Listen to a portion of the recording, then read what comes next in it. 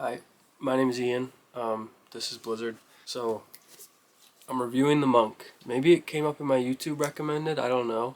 But the cover art was sick, and it being called The Monk, I figured I'm interested in like monasticism, if that's a word, and asceticism, I think that's a word. But, I didn't read the blurb or anything, so if you have read the book, you can imagine my surprise at what the book actually was. I don't really know anything about Gothic writing, so if you're looking for an authority, I'm definitely not the person for that. I enjoyed the writing.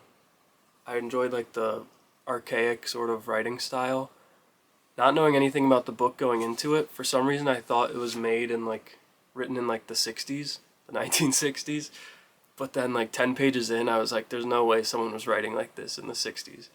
And yeah, it was written in the 1790s by a guy who I think is pretty young. I think he was in his early 20s, or maybe he was 20. And yeah, so I read most of it on the Kindle, but I was enjoying the book and I really liked the cover art, so I decided to get a physical copy.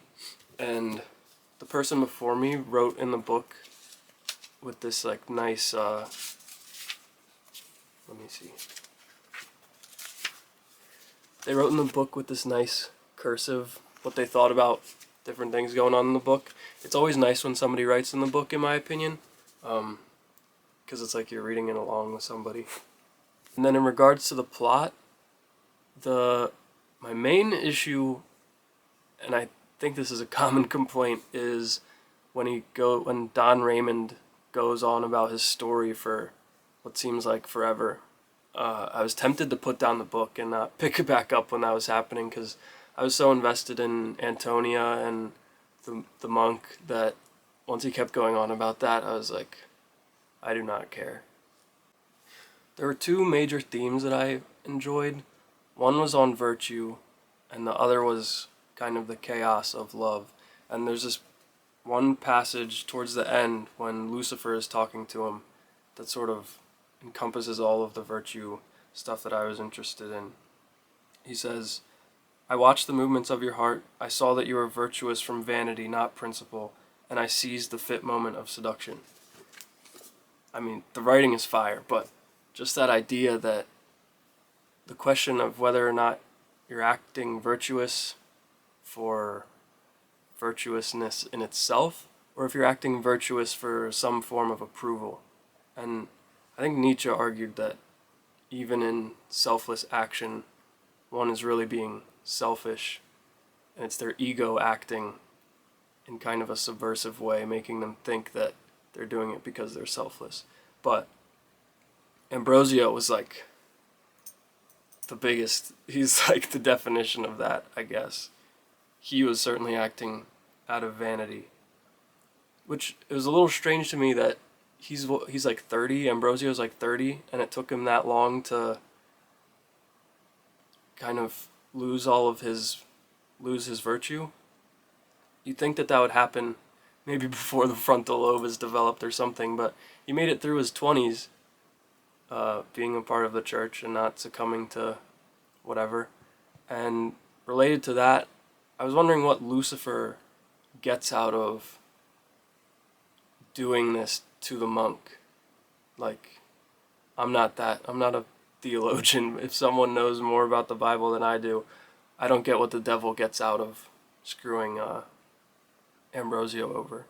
And then the other theme that I really liked was the chaos of love and kind of, I guess it's a sort of determinism. People can't really help how they feel, especially with the characters loving each other and Ambrosio changing who he loves, even though he mostly kind of lusts after people as opposed to loving them.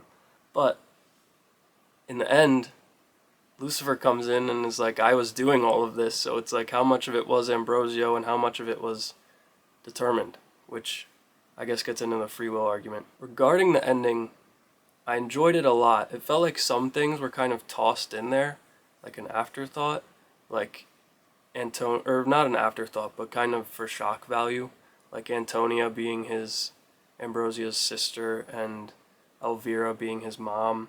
And then similarly, right before the devil kills him, he's like, "You were just about to be pardoned." I don't know. It felt kind of tossed in there. But it got dark pretty fast. Like the the the most gruesome thing was Agnes cradling her dead baby till it started to rot. That was fucked up. I was gonna go through. If someone really cares to hear about the monk and read some of the things that I've tabbed. Look at that beautiful tablature matching the cover. Okay, so this is on page 75. It's pretty early on. The narrator says, Ambrosio was yet to learn that to a heart unacquainted with her, vice is ever most dangerous when lurking behind the mask of virtue. Which was some serious foreshadowing. He really was a man of vices as opposed to virtue. But that's just such a well-written line. I feel like people used to write in a more interesting way than we do. I don't know. I mean, I guess it's kind of flowery, but it's just refreshing. Okay, this is Matilda talking a little bit later. She says, "Feel this heart, Father. It is yet the seat of honor, truth, and chastity. If it beats tomorrow, it must fall a prey to the blackest crimes. Oh, let me then die today. Let me die while I yet deserve the tears of the virtuous. Thus will I expire." First, it's kind of funny that when they're talking about death, they'll say expire or dissolution, which is just funny because we don't really say that anymore. It's weird to think back. Sorry, Blizzard. He's sniffing the book and jiggling the camera. Blizzard. He's a Westie, he can't help it. Yeah, it's weird to look back on Matilda because she was just an agent of the devil the whole time. It's interesting to have the knowledge to say that if you push me any further, I'm gonna do the wrong thing. It's an old idea, but I think it stands today where people can go so far and no further. Okay, this one is more of a love one. For me, whose heart was unoccupied and who grieved at the void, to see her and to love her were the same. I found in Agnes all that was requisite to secure my affection. Fire. But looking back, it's all kind of messed up knowing how it ends, but at the time I was like, that's me. Like, I grieve at the void. I definitely relate to that. And I think when you love someone, you escape the void for a limited time while you're with them. And this is another love one, but I think I just highlighted this one because I really like the writing. Ambrosio rioted in delights, till then unknown to him. Swift fled the night, and the morning blushed to behold him still clasped in the embraces of Matilda. Maybe this is totally uninteresting, me reading the tabs. I don't know. This quote is related to education, I would say. Or, I don't know. I'll read it first. "You are still too much the monk. Your mind is enslaved by the prejudices of education, and superstition might make you shudder at the idea of that which experience has taught me to prize and value."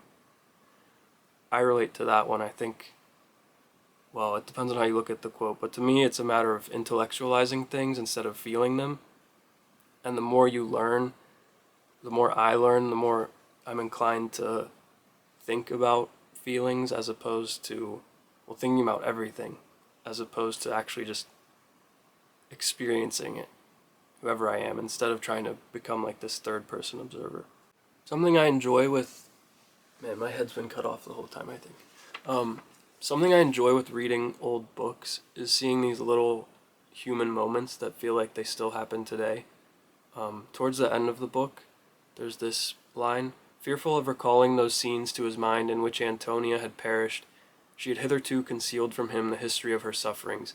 As he now started the subject himself, and thinking that perhaps the narrative of her sorrows might draw him from the contemplation of those on which he dwelt too constantly, she immediately complied with his request." I feel like people, it's such a small human thing, but I feel like people still do that centuries later, where sometimes you have to wait for the person to be ready to bring something up. If it's of significance to them, you can't force it on someone else. I don't know, it's really small, but it's human, and I really like that stuff. And I guess that's why I'm drawn to the book, because it's a book about people. It's not really about, well, I don't know. it's not so much about the plot or the setting to me, it's about the people and how they, well, in this case, and how they kind of annihilate themselves. This quote is related to religion, which I don't think I've touched on much this video, but it says, "This hour was chosen from the idea that the horror of the flames being heightened by the gloom of midnight, the execution would have a greater effect upon the mind of the people." I think it's interesting to look at religion through a lens of control. Getting your subjects to be meek could be a way to control from the top. And that seemed frequent in this book, where someone was trying to control someone else through religion. And I guess an example of that was whatever the prioress lady's name was, getting nobody to touch the statue which held the dungeons, like stuff like that, and burning people on the cross to scare them from acting a certain way. Okay, now I'm actually done talking about the book. If you have any recommendations for what I should do in the future regarding how I talk about the books, I'm all ears, and in the future I think I'll try to have a more organized approach. But anyways, thanks for watching. Bye.